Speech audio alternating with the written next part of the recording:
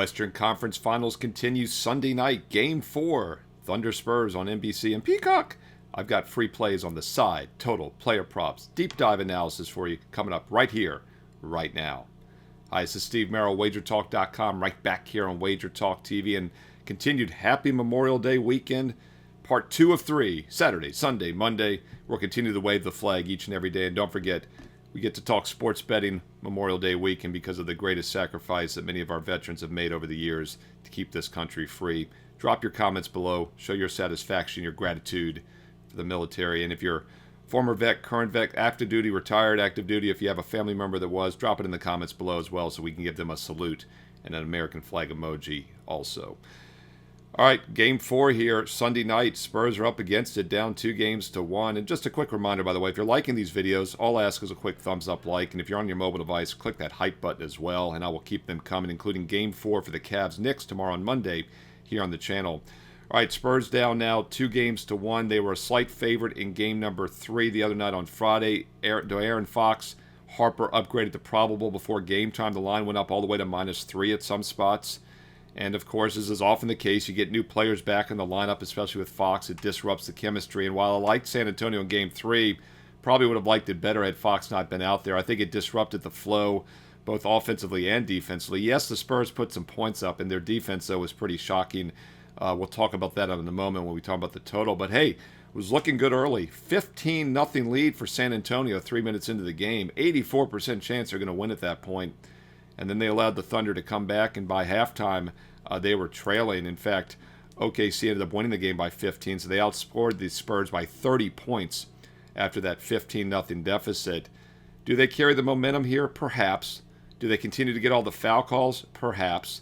But I think as long as the officiating somewhat evens out here, and we often see that happen, hey, look, no conspiracies here, but we know that the NBA officiating does zig and zag more than anything.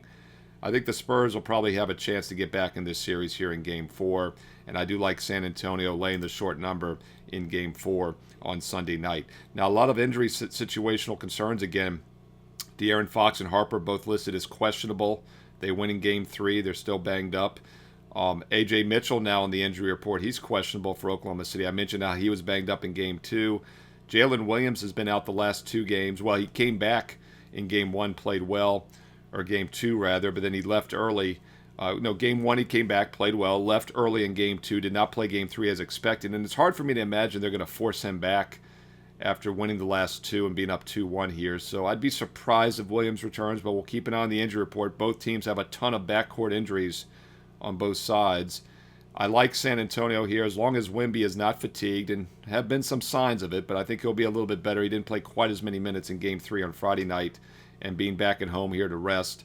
I look for a big game from Wemby, and that'll carry the Spurs here in Game 4. And let's keep in mind, during the regular season head-to-head matchup, San Antonio was still the better team in this series. They won 4 of the 5 regular season meetings, and then they won Game 1. So they were 5-1 straight up against the Thunder until the 2 most recent losses. And also keep in mind, it's not misleading. Yes, Thunder the best team in the league this year. They're the defending champs last year. Best defensive team by far the last couple years. But San Antonio is not far behind. I rank them as the 2nd best overall team this year, and they actually have a higher offensive net rating. OKC was the number 1 defensive efficiency team. San Antonio was 3rd. OKC, though only the 7th best offense, San Antonio was 3rd. So they actually have a net advantage. Both defenses definitely hold the edge, but San Antonio has a stronger offense. At home, off back-to-back losses, they fit several good 60% ATS bounce-back situations. If you're going to play it, I would lay it with the Spurs minus the 1.5 to -2 on Sunday night.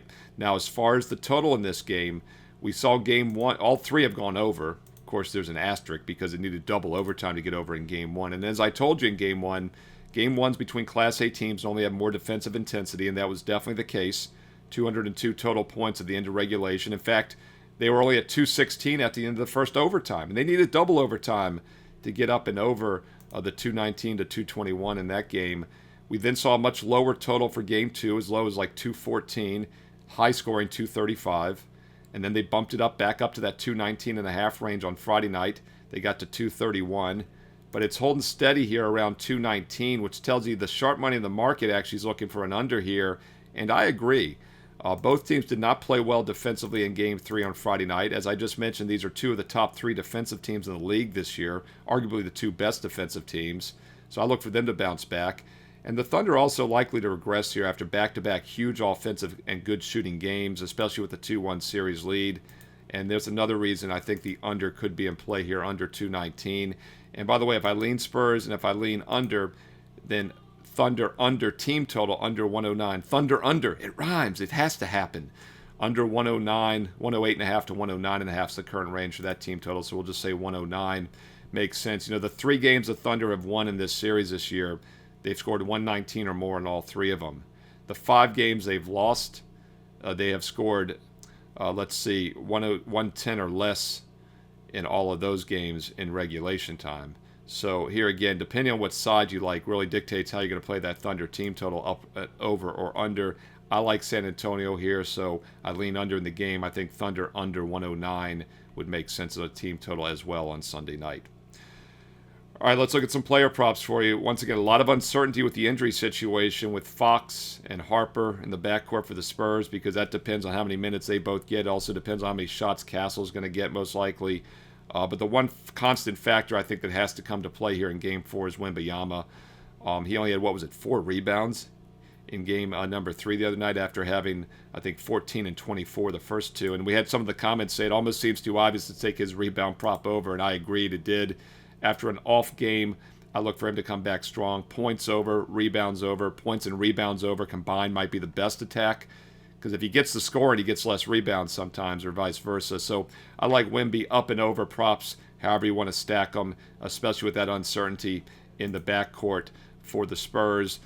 Castle's been doing a lot of the heavy lifting. He cut the turnovers down. He had 9 turnovers in Game 2. He only had 1 turnover in Game 3. That was an improvement, and he did have 7 assists, but only 14 points and only 1 for 8 shooting. But he got to the free throw line 14 times, 11 for 14, but only made 1 field goal. Still got to 14 points.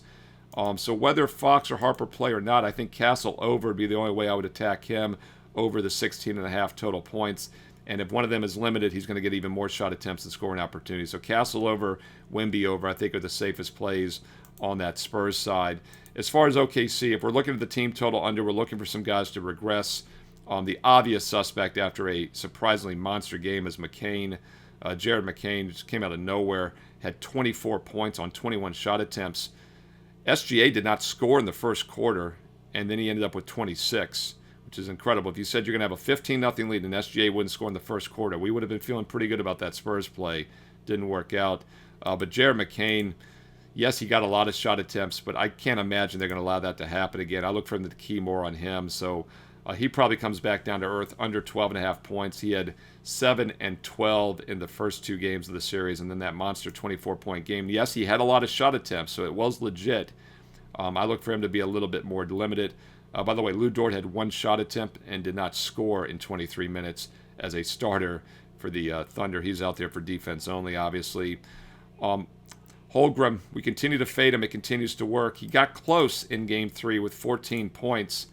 But he still stayed under. At some spots were 13.5, others were 14.5. So he landed right on the total. I've got no problem playing Chet under 13.5. He's had 14 and 13 the last 2 games, but he's been limited overall this year in this series. And even getting to 14 in Game 3, he was 5 for 7 from the field and 3 for 4 from the free throw line. Can't shoot much better, and he still only got to 14. He just can't score down low with Wemby out there. And if I'm looking for a big game from Wemby, I'm looking for Holmgren to struggle offensively. So Chet props under. Will continue to ride that. Hartenstein under. I mentioned that for Game 3, and it cashed. After a big Game 2, he had only 5 points and only 4 shot attempts. He's somebody else that's out there for defense, like Dort. Hartenstein and defense, and Dort are out there for defense, so they're kind of limited on offense for those reasons. But I would fade McCain. Caruso, by the way, had only 15 points, only 7 shot attempts. He took a lot of those shots. They looked to shut him down more, and McCain got the benefit of it. I can't imagine they're going to let McCain go off again. So if I look for a better defensive showing by the Spurs, we're looking Thunder props under. McCain would probably be one, and Holmgren is also a guy I like to play under in this series. SGA, just neutral. Never looking to fade a superstar, one of the best scorers ever. All right, there you go. Side total player props. What are your thoughts on Game 4 Sunday night? How are you attacking this game? Hey, drop your comments below. I read the comments, I reply back. And, of course, include some analysis as well, so we can all learn and earn and win together here on Wager Talk TV. And if you want my official best bets for Sunday, both baseball and basketball, check them out on my page right now. And go get that bonus free play for Sunday. Also, bonus free play on my page every day with analysis. Steve Merril, wagertalk.com, and get there quicker with shortcut wt.buzz/SM. And while you're there, check out the special offers that are still available for the month of May. 3 days for $49, great sampler entry-level product. 40 days for $199. It's a 30-day with a $100 discount and 10 more days for free. Wow, I still think they made a mistake. That's a great offer. Or the 1-year all-access for $3 a day, about $1 a play, with over an instant $800 discount. Well, you get 1 day, 1 play, 3 days, 1 month, 1 year. Everyone gets the same best bets I'm personally using, and it's always been that way, as you know, since I started 30 years ago as a full-time professional handicapper. August of 1996, 30th anniversary, coming up this summer. Hey, drop your comments below. Active duty, retired military vet, let's salute you here this Memorial Day week and get the flag out one more time. Wave it proud. Like, subscribe, comment below. Click the hype button on your mobile device. And also, make sure you follow me on social media at Steve Merril, 2 R's, 1 L, Merril, at Steve Merril on X and Instagram. And stay tuned here to Wager Talk TV. You know there's more free play videos coming up next.